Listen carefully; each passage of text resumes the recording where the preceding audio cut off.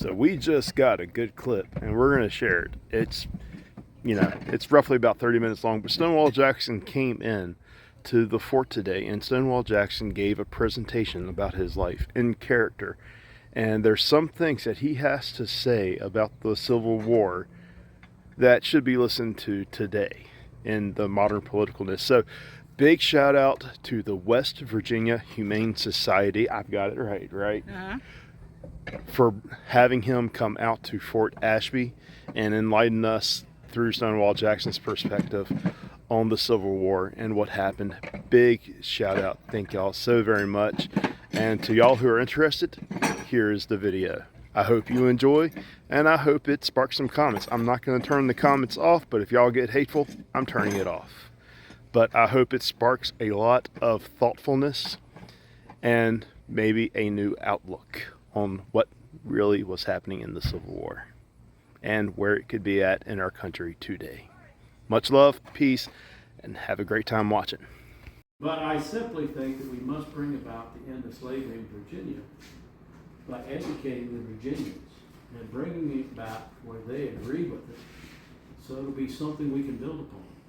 If we end slavery by the sword, we're going to cause problems that I think will menace us for centuries. So my relationship. Do I have slaves on my tax rolls in Lexington? Yes. Let me explain my relationship. The first one to be entered on my tax rolls was a man by the name of Albert. Albert was one of my students in the Sunday school class. He came to me and said, "Master Major," being my rank, and that was my title. That's what everybody called me. "Would you purchase me and allow me to work for wages so I can buy my freedom?" I said, "Albert, that sounds like an excellent idea. I'll do it."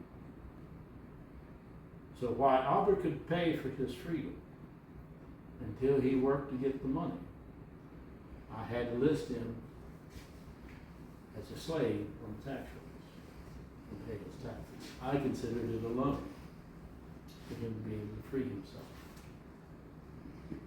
In my situation, family, why being a professor at BMI was pretty good income. I could not afford just to pay for him and then without being repaid free. Similarly, the second one on my tax rolls is Amy. Amy was another one of my students in the Sunday school class. And she came to me one Sunday afternoon. She said, "Master Major, would you purchase me? My owners are deeply in debt and I'm about ready to be sold. And I'm afeared that I will not be able to live in a Christian home." I said, "Amy, my wife and I are still living in Lexington Hotel. I don't have a place for you." "Oh, please, Master."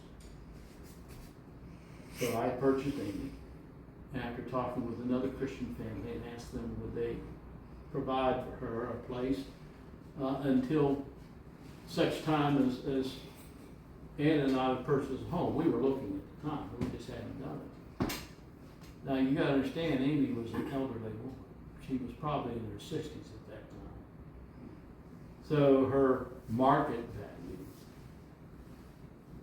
was probably not that high. Her spiritual value was very high. So we did find at last, within a year, purchase a home, and we brought Amy in as our folk. The next three on the roster came when Anna became pregnant and was having some pregnancy problems. Her father found out about it, and so her father sent up to Lexington from Davison, North Carolina.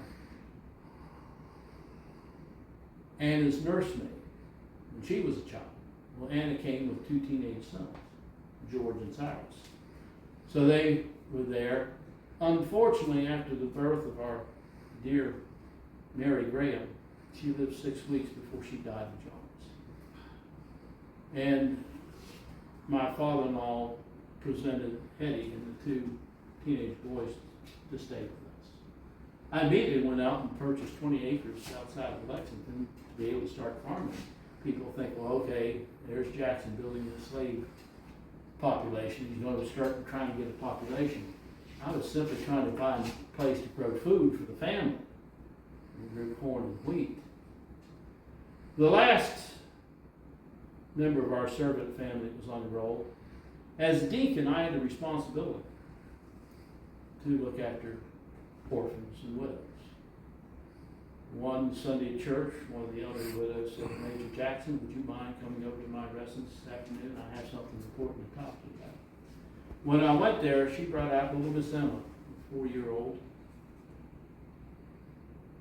what we called at the time a slow child. And she says, Major, you know that I'm not long for this world. And I need a home for this beautiful young lady, as I'm afraid she'll be abused after I'm gone.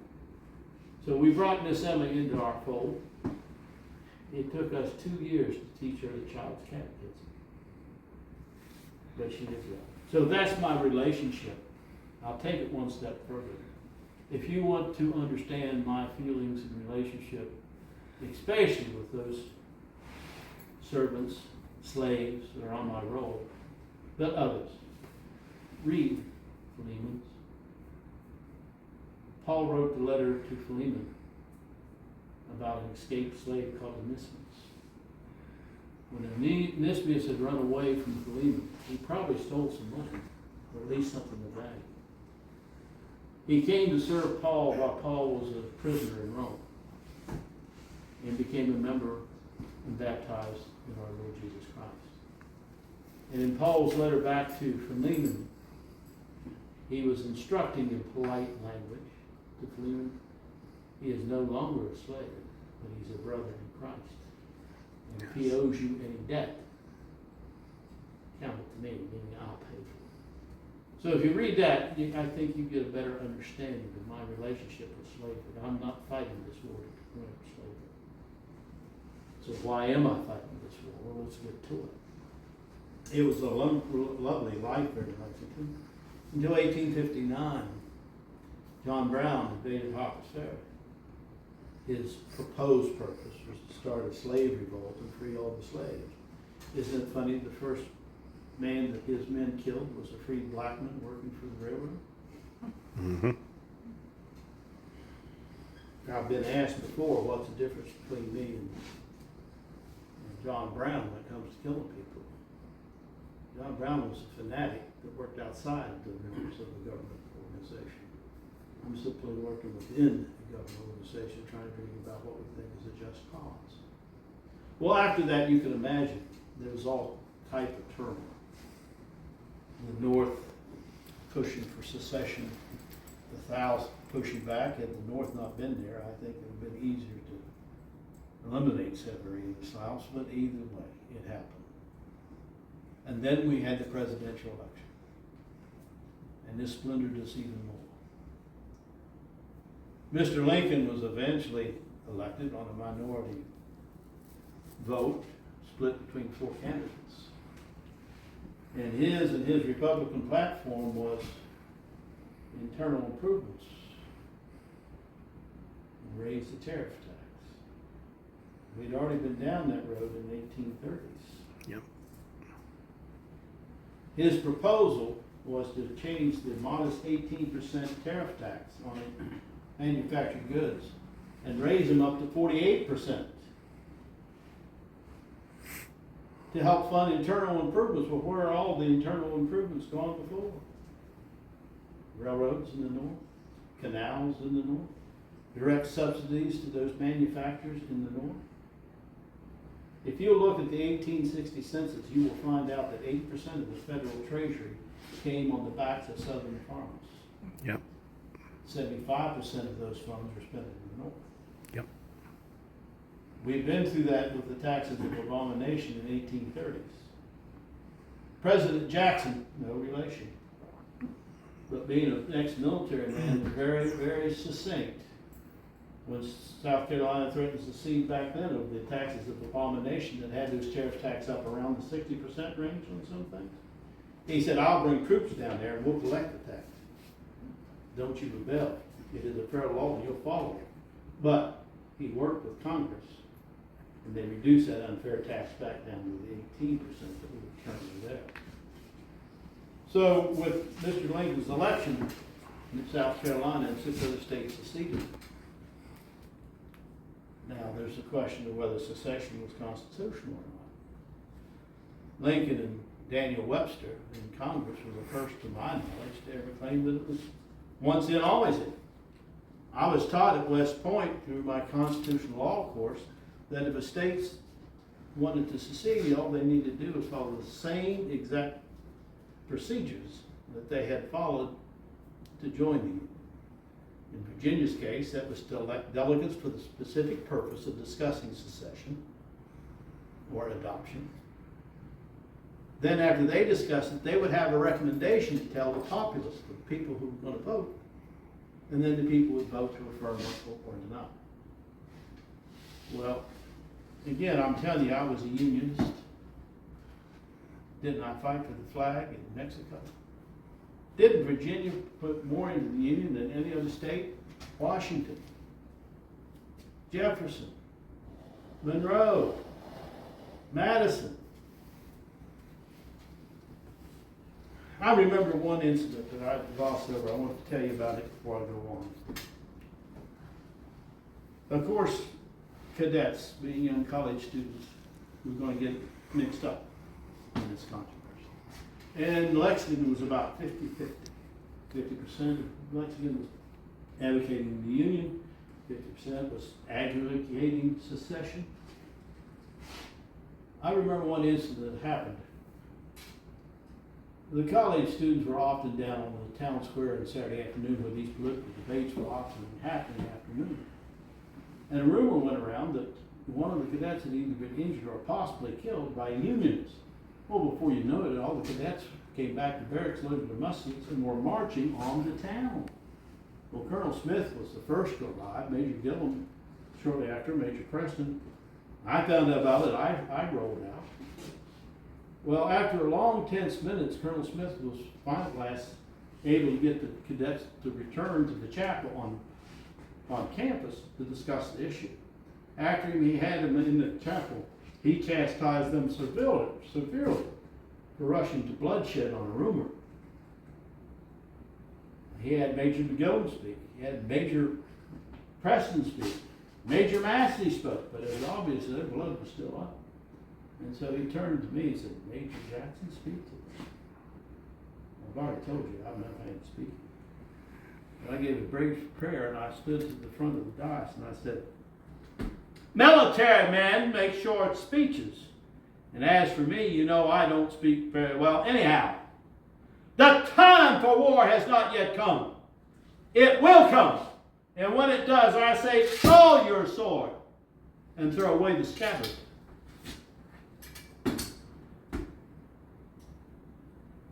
I have buried many of those poor boys on the field of battle.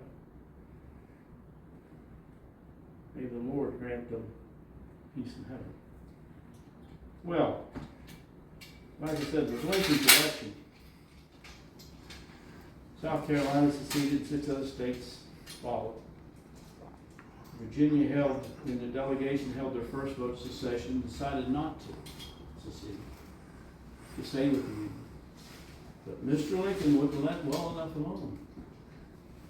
He started to commit unconstitutional acts. The first one was blockading southern harbors to collect his tax from states that was no longer a part of his union. This is an act of war spelled out in our Constitution that requires congressional approval or passage. It's not a power of the president. When Virginia finally had to make their decision, Lincoln committed his second major unconstitutional act. He called for a national army of 75,000 troops. He sent a letter to Governor Elector demanding 2,340 as being Virginia's quota. Governor Elector told him to go pound salt. And the second convention on secession was held in Richmond, and the delegates voted overwhelmingly to secede. A month later, the citizens of Virginia voted 85% in favor of seceding from the Union. Before I go on, I want to briefly cover with you Lincoln's continual unconstitutional acts because I think it's important for you to understand why we're fighting this war. He declared martial law in Maryland, suspended habeas corpus. Now, for you that aren't familiar with lawyer terms, it is a constitutional right of habeas corpus, meaning show me the body. As a constable, if I'd arrested this gentleman here, within 24 to 48 hours, I'd have to have him in front of a judge and explain why I had arrested him, what was the charges. And the judge would determine whether I was justified to keep him in jail or unjustified and therefore release him. If we eliminate habeas corpus, I can throw any of you in jail and forget about you. And that's exactly what Lincoln did.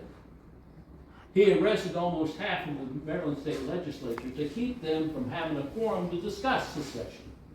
He has over 800 political prisoners in Fort Hamilton and Fort Lafayette, New York. Over the last 2 years of this war, he has destroyed over 300 northern presses simply for disagreeing with his war policies. What happened to freedom of speech? What happened to freedom? I'll tell you one I just read about here this week. I'll share it with you. Congressman Vallandigham was a peace Democrat in the Union and often spoke out on the floor of the House against Lincoln's war policy. What did Lincoln and his political party do? They go out and gerrymander the Ohio district he was in to elect our own Republican. So now Congressman Vallandigham supposedly doesn't have a platform to speak from. Guess what? He ran for president and or governor and or both. He was going to stay politically active so he could speak out against the war policy. Lincoln sent his black bag henchmen, they put a bag over his head, brought in Congressman Vallandigham to the Tennessee border and handed him over to our Confederate troops. Said, if you want to be a Confederate, there you go. Don't come back, you won't live through it. Well, he wasn't any more Confederate than I am a Unionist now. And we helped him immigrate to Canada. That's your President Lincoln. That's one of the reasons I'm fighting this war. We did not fight our first war of independence to be governed by a dictator. Yep. Well, I got off on my soapbox there, didn't I? Let us proceed. You've been a good audience. I shouldn't bore you too much more. So on the vote of secession, after the Virginia citizens voted 85% in favor, I soon found myself the ranking officer of VMI, and I was ordered to bring the cadets to Richmond as drill instructors. I was promoted from major to colonel. I was put in charge of Harper's Ferry, where the militias were being called to and the volunteers were coming into it. 3 weeks later, Joseph E. Johnson was appointed as my commander once we had been accepted. Virginia had been accepted in the Confederacy. He then promoted me to brigadier general and gave me a brigade. That brigade was the Shenandoah Brigade, or 1st Brigade. Our first major action was the First Battle of Manassas, or as the northern people call it, Bull Run. You'll often see two names for battles. Tell you how that come about. The military maps were sorted in Washington, D.C. And military maps were always drawn up to reflect the best watering hole for the mules. That's the reason the northern map called it Bull Run. That's where we're going to water the mules. Heck with the men, they can figure out where to go. We've got to water the mules. In our Southern Army, we didn't have access to those maps usually. And so we had a local cartographer who would simply draw up a map, sketch it out. They would name it based upon the major town on that map. So that's the reason it was the Battle of Manassas for us and Battle of Bull Run for the North. I was first to lead out. By this time, we had vacated Harper's Ferry because Johnson said Harper's Ferry could not be defended. We were in Winchester. And I was the 1st Brigade sent out to go to the Battle of Manassas. I reported to General Beauregard down at Manassas Junction. He said, I want you to be held in reserve. And so I went out in the woods. We bivouacked for the night. I had my scouts and myself kind of sort out the area a little bit. And the next morning I started getting conflicting order after conflicting order after conflicting order. Send somebody here, send somebody there, to make your brigade up here. The last one I was given was go support General Cox at the Stone Bridge, which covered Bull Run. But as I was approaching the Stone Bridge, obviously the battle was west. And so on my own volition, I took my men up the backside of Henry House Hill and I laid them down so that the bullets and the cannon fire would go over their head. And I rode up on front of them on the ridge to observe what was going on, and our forces was being routed. They were being chased from the field. General B, a good friend of mine from West Point in the Mexican War, rode up and said, "General, they are driving us." And I said, "General, then we will give them the bayonet. Meaning we're going to hold here, and when they come, we will charge on them." Well, he went down to the reverse side into the draw where his men were flooding through, and he was trying to stop and rally them to rejoin us. And at that time, he made the statement that is most normally misunderstood. He drew his sword and pointed to my men and said, "Look there at those men standing like a stone wall. Let us resolve to die here today and we will be victorious. Rally on the Virginians." Unfortunately, that gallant general died on the field of battle that day. And so he's not here to attest that it was never about me. It was about my men. They deserve to be known as the Stonewall Brigade because they held their ground that day and they found out why I had drilled them so hard. You see, in the Mexican War, I had learned that raw troops and militia, not well trained, often faltered in battle. So I had trained them very hard, very hard. And that day they rejoiced to know why I had done so. Because when I ordered the wheeling movement to come down across Henry House Hill, we swept the grounds of the Union forces and forced them back to the Stone Bridge. Oh, it was hilarious, if you can consider Japanese destruction hilarious. Because you see all the fine people from Washington, D.C. had come out to see their Union troops whip-bust rebels. And they all tried to get across Stone Bridge at once. I shouldn't have said it was hilarious. Many good men died that day, but it was still comical. Anyway, I soon found myself promoted to Major General and placed in charge of the Shenandoah Valley. At first, I was sent there without the Stonewall Brigade. I found myself to only have about 3,000 scattered militia. And I informed the Secretary of War, Benjamin Judah. I made the statement, if this valley is lost, the war is lost. Because the Shenandoah Valley provided all of the sustenance to those Eastern war. Okay, to all the valley, all of Virginia, where the war was taking place there. And it wasn't the Western War, but the Eastern War. I said I need more troops. Well, they turned around and sent me to Stonewall Brigade. Well, later I developed a plan that probably had some influence in your local residents here. More so at Romney than here, but I'm still sure that there was some residual effects that came out here to Fort Ashby. I developed a plan to chase the Union Army out of the northern end of the Shenandoah Valley. I developed a plan to capture Bath and Romney and chase all of the Union forces here back on the other side of the river. That plan was executed in January of '62. We were successful.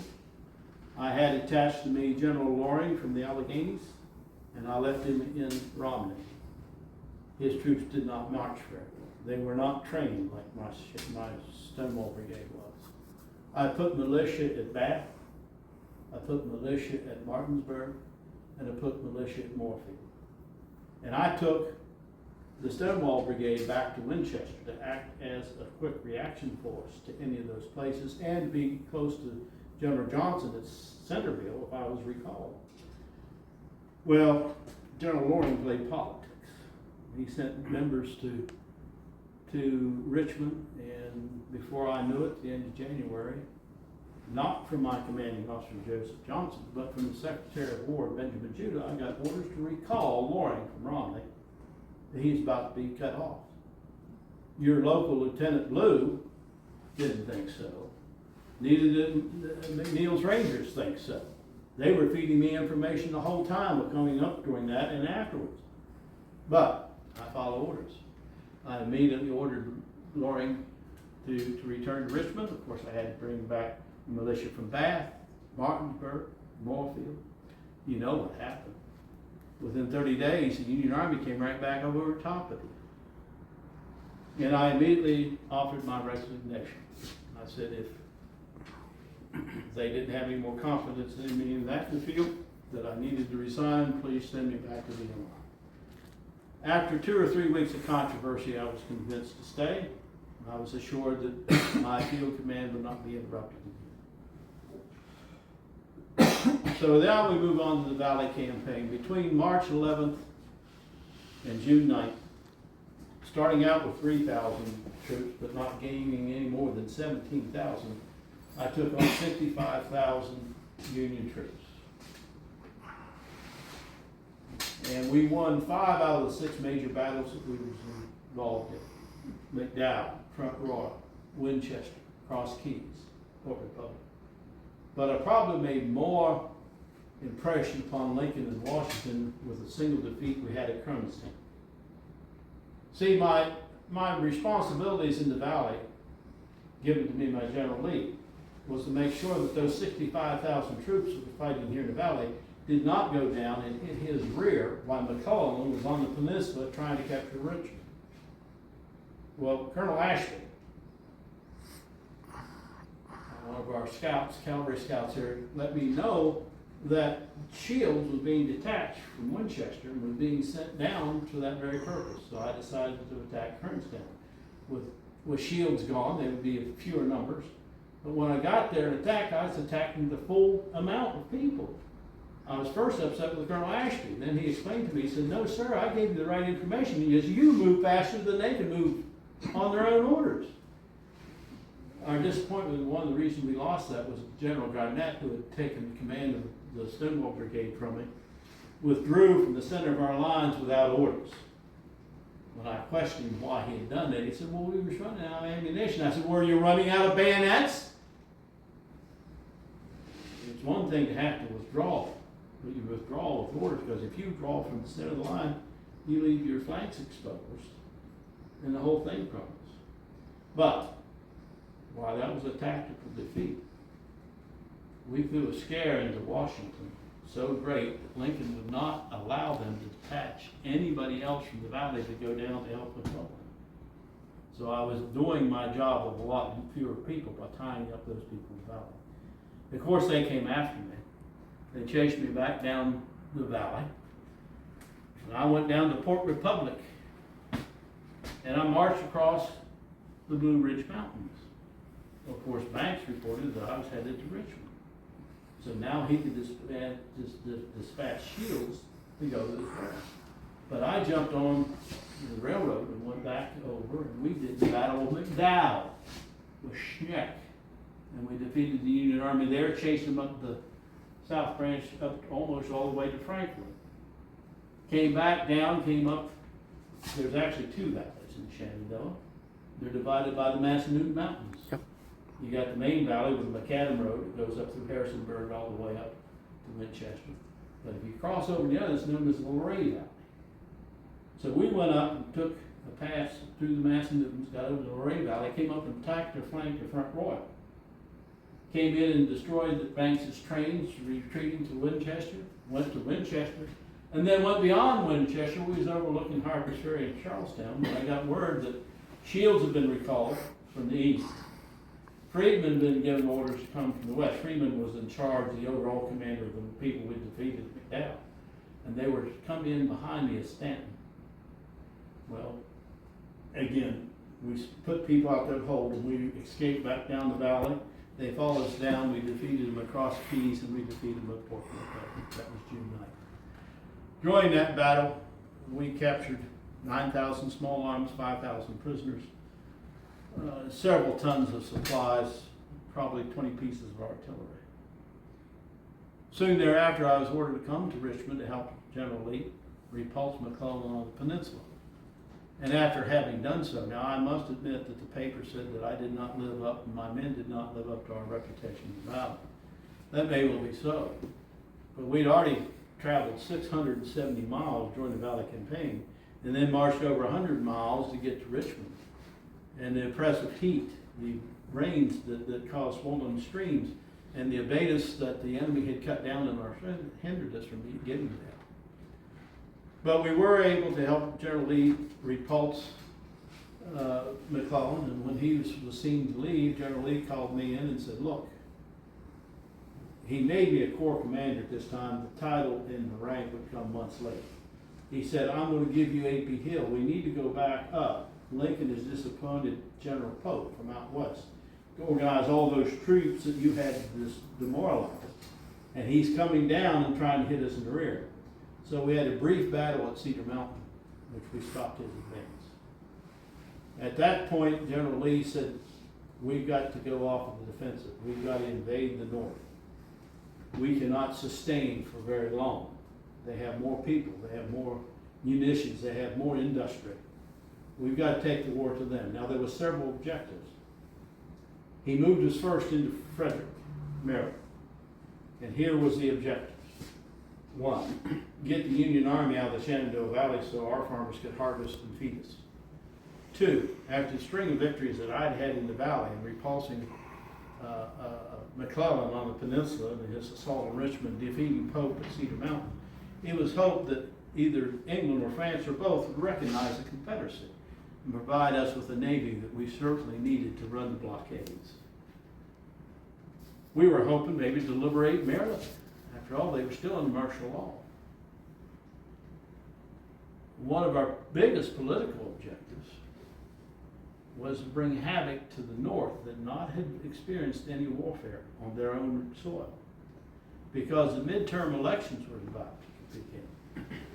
And we were hoping to strengthen the peace Democrats and let them gain more seats in the November election to end Lincoln's war coalition and sue for peace. Those were our strategic objectives. Our real tactical objectives, we were wanting to go to Harrisonburg, Pennsylvania, a big army depot, railroad depot, and destroy the supplies there. That's when General Lee issued his Order 191, the infamous Order 191. So again, I'm a corps commander, and he also turns around and gives me 2 extra divisions out of Longstreet, which really gave me about 2/3 of his whole army. Because what we had to do was come around Martinsburg, Harper's Ferry, and eliminate those soldiers that reoccupied that while I was in Richmond. That was about a 70-mile end around, which we was able to accomplish. There on September 15th, the largest army ever to surrender on American soil surrendered by men. 13,000 soldiers, 13,000 stands of arms, 1,200 mules, 200 wagons, tons of military stores, and 73 artillery pieces. I had gotten communication from General Lee that he was feeling that he might have to withdraw down in the valley because McClellan was pushing him so hard, which was out of character of McClellan. We later learned that one copy of General Order 199 had been lost. McClellan had found it. And that's the reason he was pushing General Lee so hard. Had it been any other general, we would have been really in trouble. Now understand, McClellan was number 1 in my class of 46. No one could organize better than McClellan. But as a battlefield commander, he just didn't have it. Lee could run circles from him. So I told Lee that I could come up with the majority of my folks on September 16th. When I got to what we call the Battle of Sharpsburg, the Northerners call it Antietam, I agreed with General Lee. He had a good defensive ground. I had left A.P. Hill in Harper's Ferry, 17 miles south, to parole the prisoners. You cannot take 13,000 soldiers and dispatch them to Andersonville and still fight a battle. So we used the parole system. You took their name and their location, and they were self-prisonered. Go back home, and you got to stay out of the fight until such time there's a prisoner exchange, and then you can legally fight it. So I left A.P. Hill behind in Harper's Ferry to take care of that and get the supplies organized and sent down south. The battle at Antietam, we called it Sharpsburg, was the bloodiest battle in American history. There on September 17th, 13,000 Union casualties, 10,000 Confederate casualties. had McClellan with his overwhelming strength that outnumbers in personnel 10-1 and cannon 3-1, had sent everybody at us at once, we couldn't have helped. The battle started in the morning in my section in the northwest. Towards noon it came to the sunken road now known as Bloody Lane. In the afternoon, Burnside, after 5 attempts, finally last came across a lower bridge. It's now named Burnside Bridge. It was about to roll up Longstreet's flank when A.P. Hill, under orders that he had received at early noon, just before noon, to do a forced march, came up on the battlefield and flanked Burnside and changed him back across. We stayed there on April the 18th, hoping that McClellan would engage again. After all, we had gotten them outside the fortifications of Washington, D.C. That was one of our objectives. But McClellan had all he wanted with Bobby Lee and would not attack. So General Lee got us together and said, look, we've lost the element of surprise. It would not be prudent with what was happened, this great battle, that we move further north. We need to go back down south, reorganize, refit. We'll come back north again at a time of our own choosing. So I was once again put in charge of the Shenandoah Valley. Was there most of that summer. Not a lot happened, but long in the fall, Lincoln had reorganized the army and put General Burnside in charge of it. And on November 22nd, I received orders from General Lee to report to Fredericksburg, Virginia, that General Burnside was there trying to cross the Appahannock and go down and capture Richmond. En route, it was one of the happiest days of my life.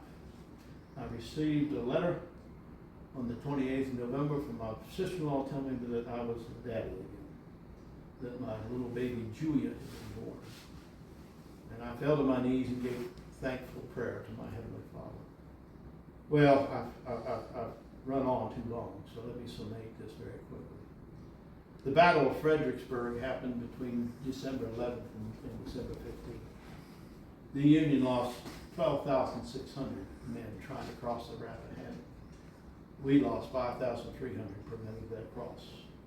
And both armies went into winter quarters. So this last winter I've been at Mossnet's Manor. One of the glorious things in my life in the last 9 days, my beautiful wife and baby daughter Julia's been able to visit me at Mossnet's Manor. I'm concerned and I need to leave shortly to get back there because the new general in the Union Army is General Hancock. And I'm sure he's going to be planning some mischief here pretty soon, being it's April. Things will dry up quickly and I'll have to go. But I do have time to answer any questions you may have.